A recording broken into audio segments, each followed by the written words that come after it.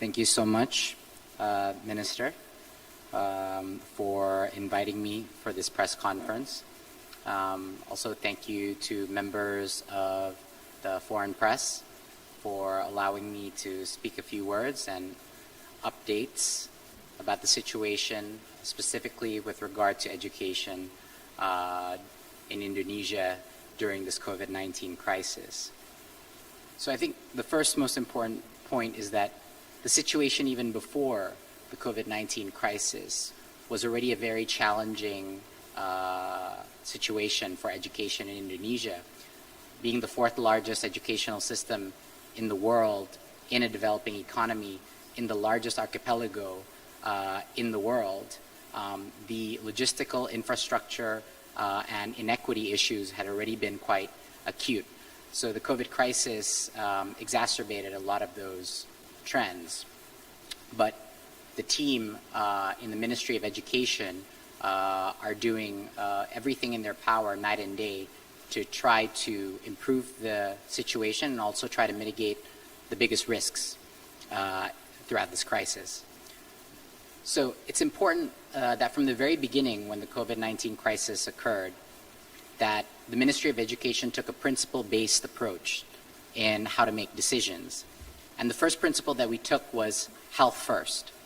And so the Ministry of Education actually took the lead and the initiative in implementing study from home. We worked together with all the districts in Indonesia to encourage and support them and through the transition to studying from home. And for the universities, which are directly under the jurisdiction of the Ministry of Education, we implemented study from home immediately as a nationwide policy.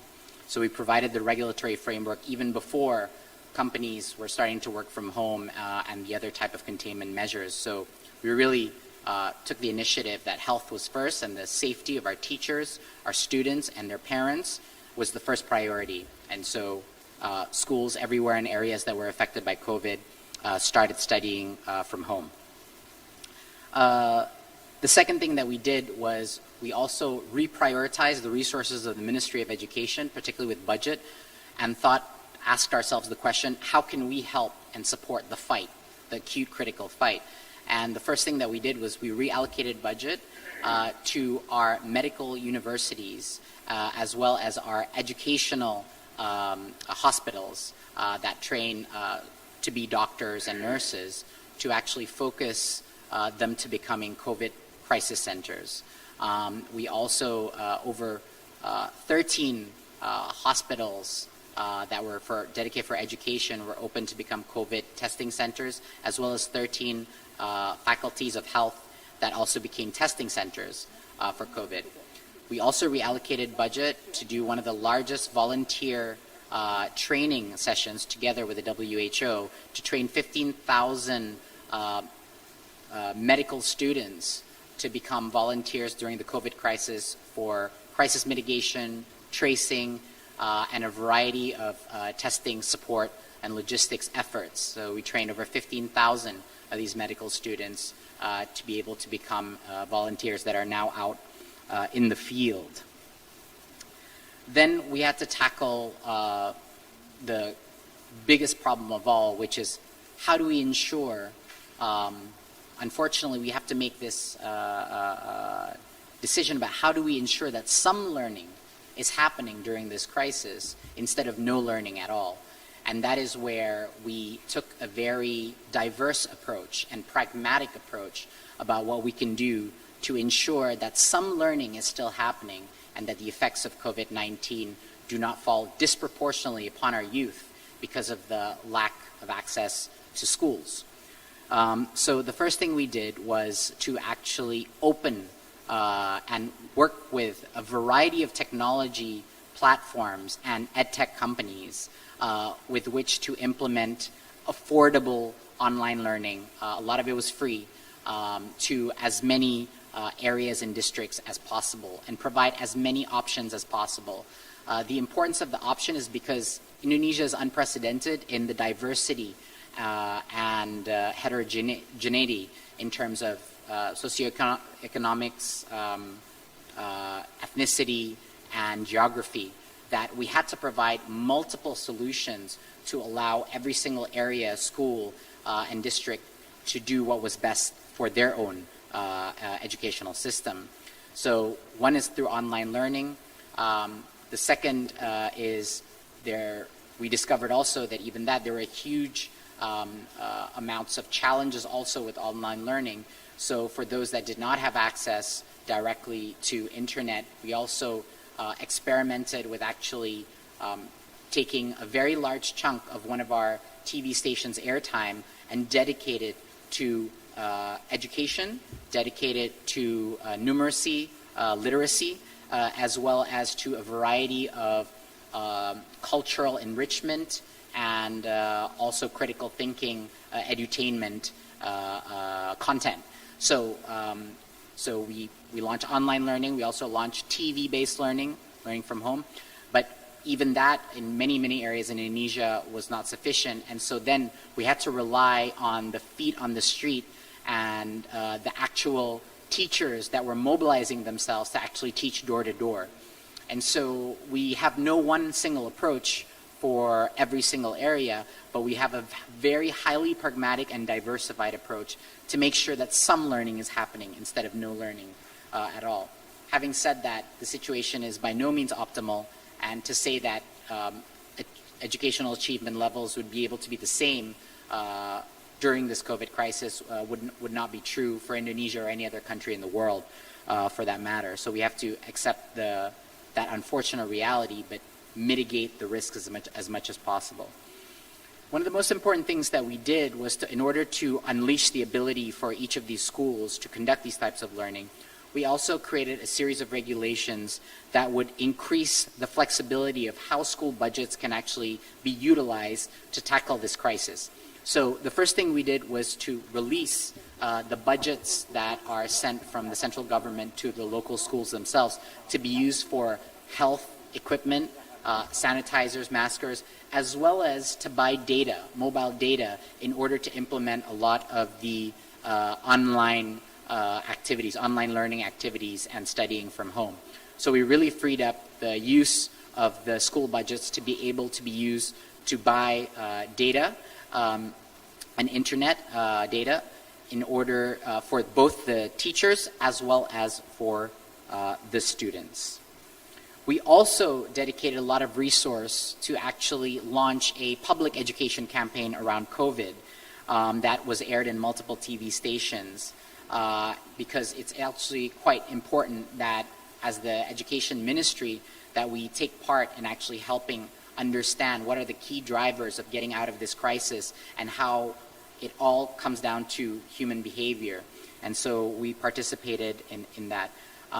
In terms of culture, we also provision platforms where artists and cultural figures can go and perform and entertain and lift spirits of people sitting at home through a variety of online channels, and as well as virtual tours of museums and heritage sites to keep that flavor of our national heritage alive during this crisis. Like I said, this definitely affected, and the inequities that existed before were exacerbated by this crisis, but there are a few positive things that we can take away from this crisis. One of the most, I think, positive things that we can take away, despite all the unfortunate negative effects, is actually that for the first time, parents all across Indonesia are finally realizing how difficult it is to become a teacher and to teach their students. So there's been a huge heightened sense of empathy from parents towards teachers and understanding the challenges that they face teaching. And in a similar way, the teachers are also realizing how important the role of parents are in education, and that the parents are a core partner in the educational success of the children. And I think also the last and final point is that we have never seen before. It's an unprecedented amount of technology adoption in such a short time frame by teachers, by parents, and by students, I would say in the history of Indonesia, because of learning from home, studying from home. And so even though huge parts of Indonesia struggle with adopting to these technologies, a lot of people are being forced to experiment and try and for the first time use these tools, which will actually heavily accelerate technology adoption in education in the future and in general. And so I think that is one very, very encouraging trend, that once the COVID-19 crisis is done, the adoption to enhanced technologies in education to support teachers and to support parents and students can be accelerated. Thank you very much. Thank you again, Minister of Foreign Affairs, for the opportunity, and I'll be answering questions in the next section. Thank you very much. The first question I'll be answering is from Channel News Asia, and the question is, what is the effectiveness of home-based learning so far? An entire cohort will potentially end up being behind their studies. What will you do about this? It's a great question. First of all, just to be scientifically sound, the ability for us to determine the effectiveness of home-based learning will definitely take much more time than the immediate 2 months. These kind of analyses need to be seen over a much longer period of time, unfortunately. But what we do know now is we have a lot of anecdotal evidence about some of the challenges of online learning. And a lot of it is what you would expect. There are some groups or some areas or some schools that have really shown incredible innovation in the ability to use a variety of technological tools and low-tech solutions as well, like one-to-one teaching at home, etc., that a lot of teachers have innovated. But there are also some areas and some schools that are a little bit slow, behind in the curve, and therefore are at bigger risk. So there's a very, very wide discrepancy of the effectiveness of home-based learning. I would say that the most encouraging thing that we see is not actually the effects today and whether or not it will actually be able to compensate for children not being in school. I think the effectiveness is much more felt in the future effectiveness of comfort and adoption of technology in the future, because technology is a core part of our plan in the Ministry of Education to support teachers and parents in improving their ability to personalize learning, teaching at the right level, and really focusing on competency instead of content. And technology plays a pivotal role at an educational system of this size. So I think some of those positive effects of home learning will be felt after the COVID-19 crisis and not so much during the crisis itself.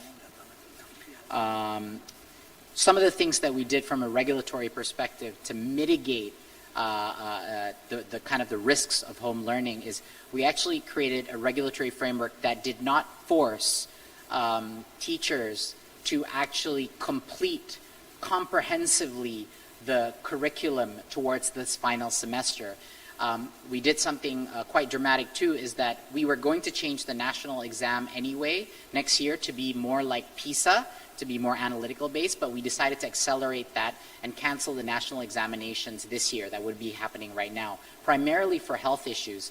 But these two things that we did, both relaxing the requirements on completing the syllabus as well as lifting the national exam for this year or canceling it for this year, actually enabled more flexibility in teachers to focus on foundational numeracy and literacy subjects instead of trying to cover the entire gamut of the curriculum. And we thought that was very important to give that time and flexibility for teachers to adapt to this new situation during the crisis. Next question is from also from Channel News Asia, and it's quite a similar question to the question from Voice of America, so I'll answer it at the same time. The first question is, a lot of children in Indonesia do not have internet access and also even TV to watch TVRI and its educational programs. What will you do about this? And the Voice of America question is, how do you overcome the gap between families who have internet and not in online learning during a pandemic? So I'll try to tackle this question from a few angles. So yes, there are a lot of children and families that do not have access to internet and TV. Many more of those students that don't have access to internet rather than don't have access to both internet and TV. Generally speaking, within each neighborhood, because of the penetration of 3G everywhere, most children in Indonesia will have access to an Android handset, even if it's not within their immediate nuclear family, and they will have access to a phone connection. TV is also very widely penetrated in Indonesia, even though some areas, especially in the remote areas, still don't have access. They even have issues with electricity and stable electricity connection. So the solutions of how to tackle this cannot be sorted within a 2-month crisis management period. All of the solutions are to tackle this are future-oriented and have to deal with actually solving the root cause inequity issues in infrastructure themselves. So the COVID-19 crisis has actually accelerated and catapulted all of the government initiatives to actually close the gap. Close the gap in what way? Close the gap in infrastructure development, particularly for the educational system. Close the gap in internet connectivity, which means you have to inevitably solve the gap for electricity stability as well in order for internet stability to be achieved. So these are activities that are cross-functional between ministries and not just the Ministry of Education. So we'll be working with an array of other ministries to actually really focus on these areas that are still disconnected from the rest of Indonesia. Now, those inequities cannot only be solved by infrastructure developments. The most important inequity in the educational system come from the quality of teachers themselves. So the primary focus, even though we use a lot of technology as tools in the plan of the Ministry of Education moving forward, the primary focus is really enhancing the human capabilities in teaching and redistributing quality teachers and having the best of our teachers actually lead schools to become principals is the core focus of our educational drive, with or without the COVID-19 crisis. But the COVID-19 crisis accelerated this initiative in a very catalytic way. Having said that, the TV, we were extremely surprised. I mean, we rushed to create the educational TV content initiative in order to make sure that as many children had the opportunity to learn from TV that didn't have access to online, but we were extremely shocked to see the reception. The ratings that we received from TVRI were among the highest we've seen in a while when we launched the program. So the appetite to learn by both parents and students was something that was a very pleasant surprise for us and provided a lot of motivation for the Ministry of Education to continue with these kind of alternative programs of learning. We've also been extremely inspired by seeing the grassroots movement of teachers in remote areas that have actually implemented door-to-door teaching policies. And this was extremely moving as well as inspiring for other teachers in regions to kind of take the initiative and not leave any child left behind.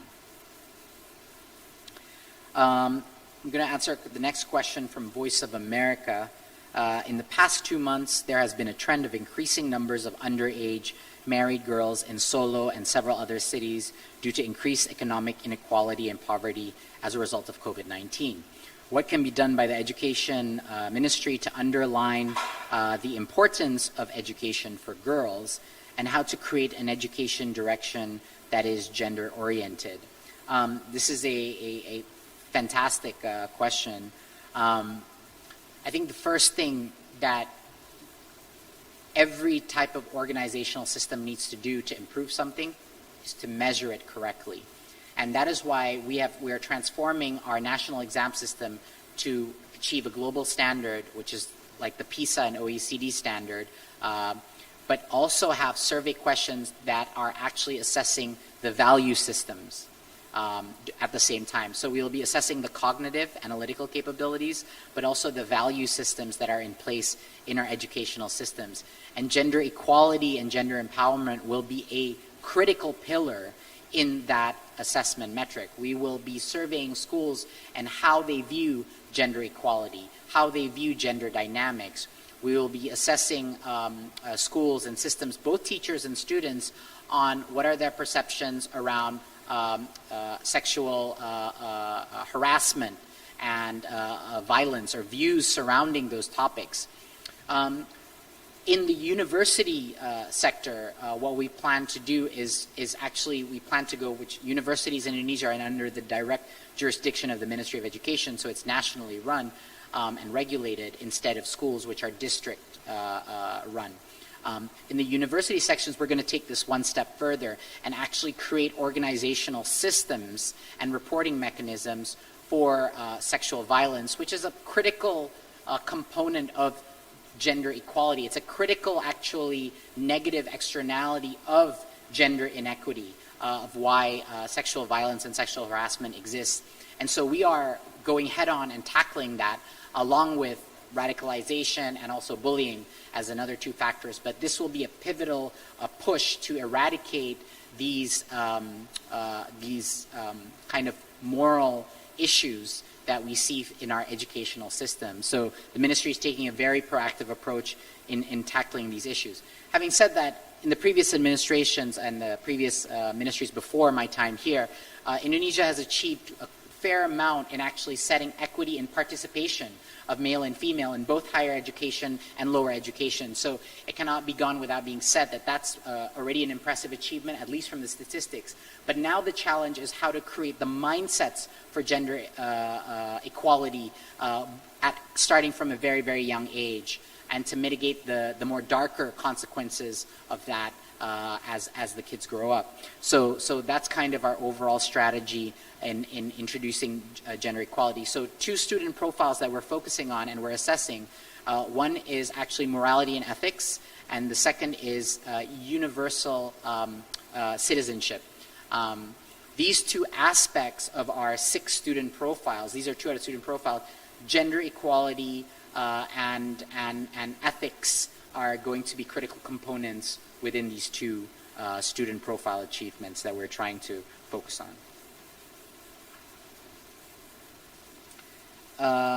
A lot of teachers, the next question is by AFP. A lot of teachers are struggling with online learning suggested by the Ministry of Education and Cultures. What is the solution for that? This is a very difficult question to answer. There are many solutions, but the solutions differ depending on which school, which area, and which level of technology adoption that they're accustomed to. There are schools that are utilizing chat platforms to facilitate learning between students and teachers. There are schools that are using learning management systems or more advanced platforms that are dedicated for education to actually implement learning from home. There are schools that are strictly using video conferencing tools and doing a lot of asynchronous live school sessions doing this. And then there are schools that simply because of infrastructural issues are doing door-to-door, still manual, but door-to-door training or tutoring of their students, which are quite admirable. Everyone is learning at the same time, including the Ministry of Education. So a very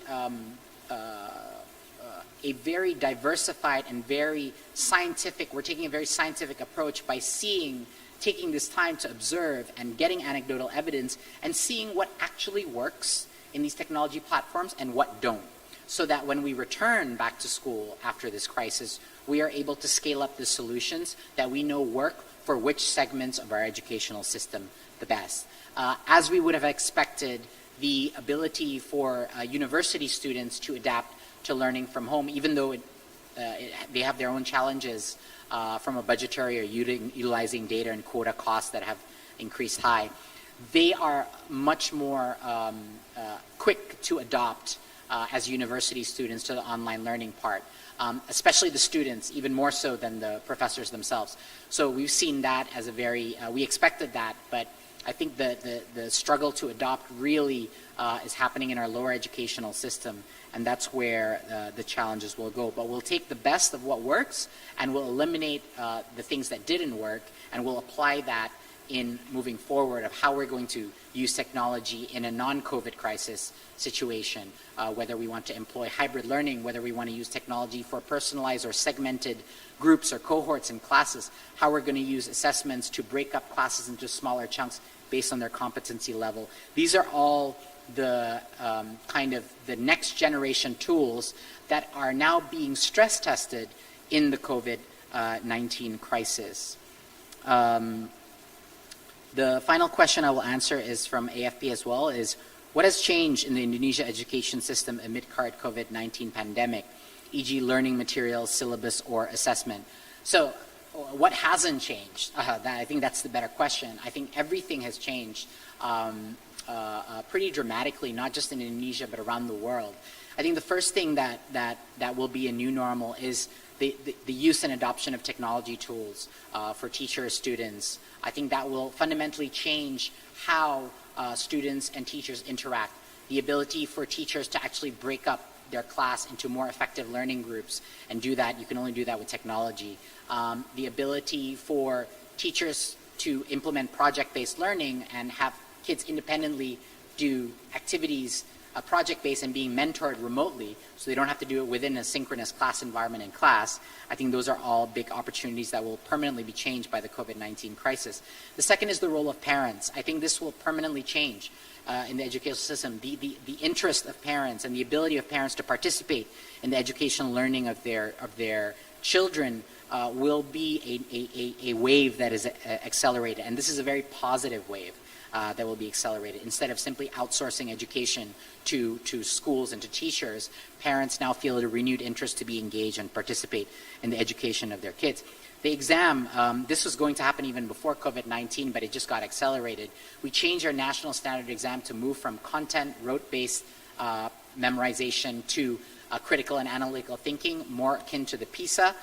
We will do this as a way of measuring not individual student performance, but of overall school performance. Those are fundamental changes in how we're assessing. They are no longer punitive assessments, but they are accountable to the principal and to the district educational systems, not to the individual students who should not be punished for their test results. I think that's going to be a fundamental transformation, using technology to deliver those systems, those assessments, and to create assessments that will not be done only at a national scale, but to decentralize those assessments that can be used day to day by students. That will require technology in order to do that. So I think the other thing that will change is the level of volunteerism that we've seen, which has been unprecedented in the COVID-19 crisis. Indonesia is a country that has gone through a series of disasters, natural or otherwise, and because of that, it has trained its volunteering muscle to the extent that we're seeing incredible levels of civic society stepping up in both the education space and other spaces to really pick up the torch and support each other during this time of crisis. I think those are the questions that I can answer today. So yes, we're seeing a lot of suboptimal learning happening in Indonesia and in the rest of the world as a result of this, but the amount of learnings that we can take from this crisis and the mental resilience and new normals that can come after this crisis can become big opportunities for us to accelerate changes that we wanted to do before, but now are given the opportunity and momentum to do it faster and in a more innovative way.